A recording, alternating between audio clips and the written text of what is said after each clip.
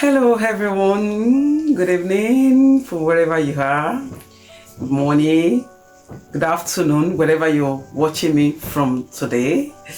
You're welcome to another interesting episode of Diary with SFO. My name is Shion. I trust you're doing well. I trust everything is fine with you, your family, your work and everything. All right, today I want us to talk about the word narcissism. But this time around, I want us to talk on the causes of narcissism. What exactly is narcissism? Narcissism is the art of focusing on oneself, the needs of oneself at the expense of another person, not minding what is happening to people around you. You are just focusing on yourself. When you want to know who a narcissist is, you see traits like not being empathetic, they are not forgiving, they don't say sorry, they are not remorseful, they don't take accountability, they don't take responsibility for whatever they do, and they most times look for who or what to blame for whatever it is you're talking to them about. Those are the traits of narcissism. Oftentimes, they are very manipulative. They gaslight. Those are some of their traits. So today, I want us to talk about the causes of narcissism. What is the cause? Why do we have narcissism becoming so rampant in the society today? I want you to know that narcissism is not only among men. We have women that are also narcissists.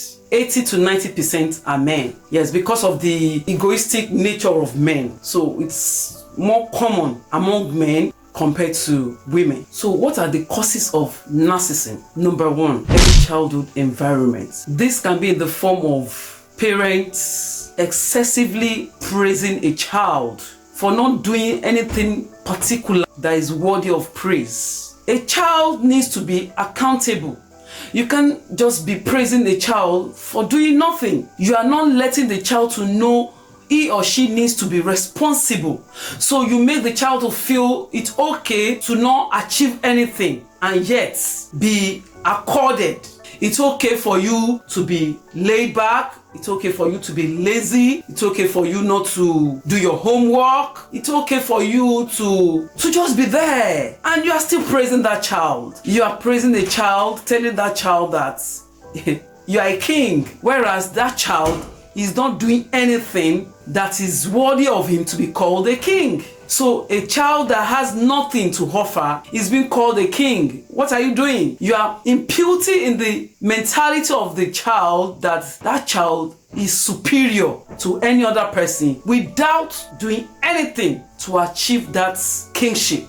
So we need to watch what we say to our children as parents. We need to make our children to be accountable, to be responsible. I'm not saying it's not good for you to praise your child, but don't overdo it. Oh, okay, you did well done, but I think you can do better. You don't need to now start telling the child, oh, you are smarter than, you start, or even start mentioning names. Some parents will start mentioning names. You are smarter than this person, you are the smartest in the world, you are the greatest in the world, you are the most beautiful in the world, there is none compared to you. All those things, they're dangerous. You are stylishly breeding a narcissist of a child, especially if that child happens to be a boy. Has in him imputed already ego. So parents, we need to watch that.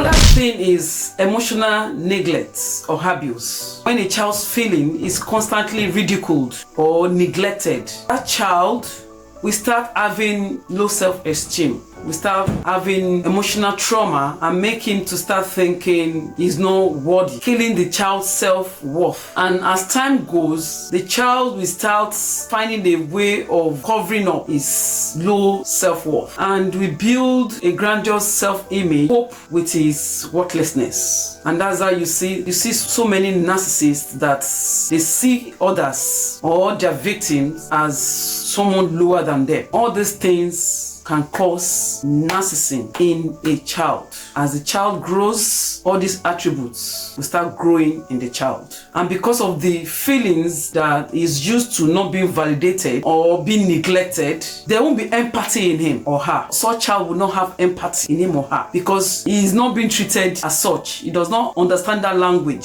So he or she will definitely give it back. It is what you have that you give to people. You can't give what you don't have. It is what is in him, what you have imputed in him, that he will start distributing to others as well. So that's why it's very important to validate children's feelings. Don't neglect their feelings. Don't ridicule them. Don't mock them. When they do anything, don't sweep it under the carpet. Don't sweep their feelings under the carpet.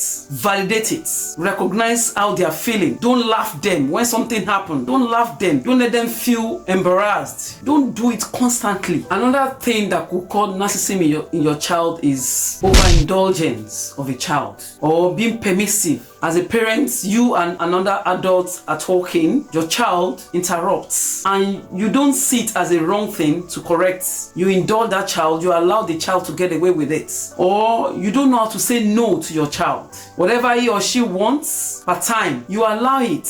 A child should learn to accept no, because when you don't tell that child no, when you don't say no to a child, you don't let the child know that there is not every time you can have everything you need, so that that child can grow up to know that other people's needs are important as well. That's why you see narcissists, they don't see their victims' needs as important as theirs. As long as their own needs are met, they don't care what others are going through. So as a parent, when you don't let your child understand a no for an answer, you are overindulging that child.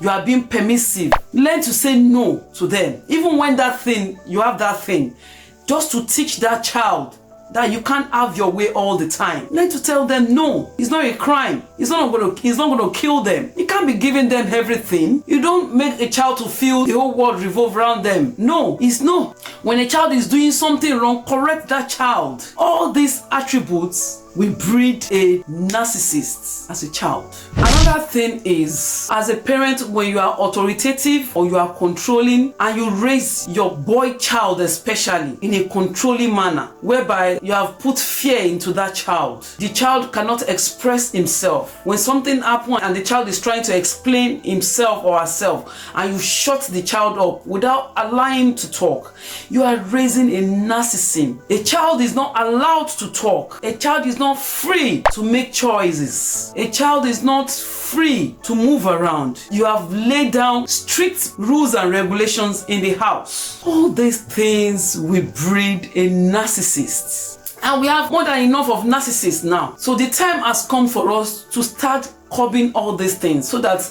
the next generation do not face what we are facing in our generation. We should do better and help the next generation.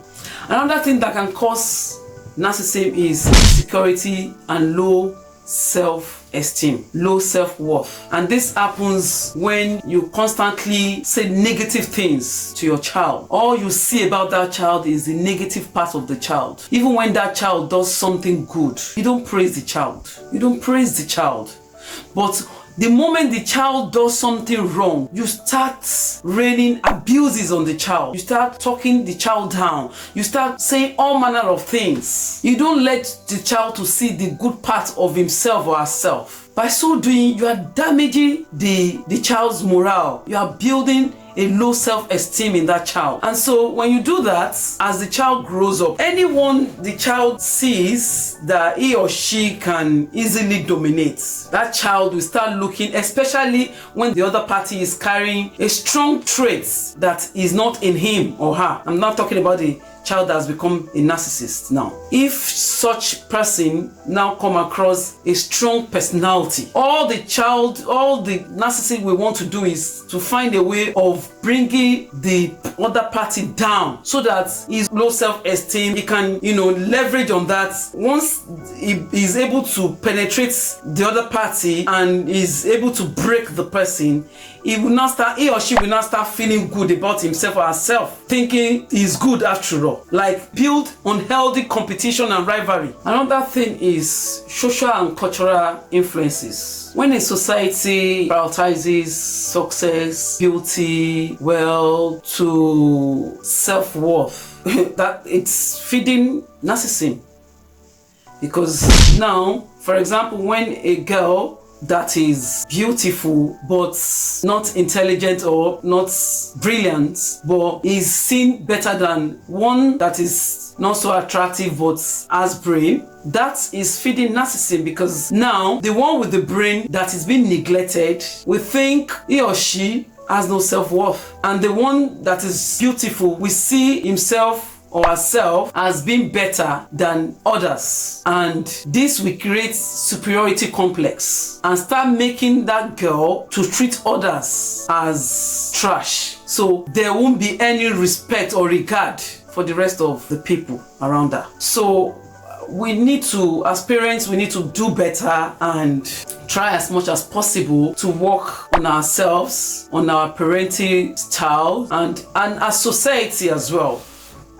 You know, let's try to do something to curb narcissism in the society. So that's that for today. Thank you for joining me. If you know that this message resonates with you, then why don't you hit the like button and also comment, and until I come your way another time, same time 6 p.m. I am still Oluwashim. You take care of yourself and enjoy the week. God bless you.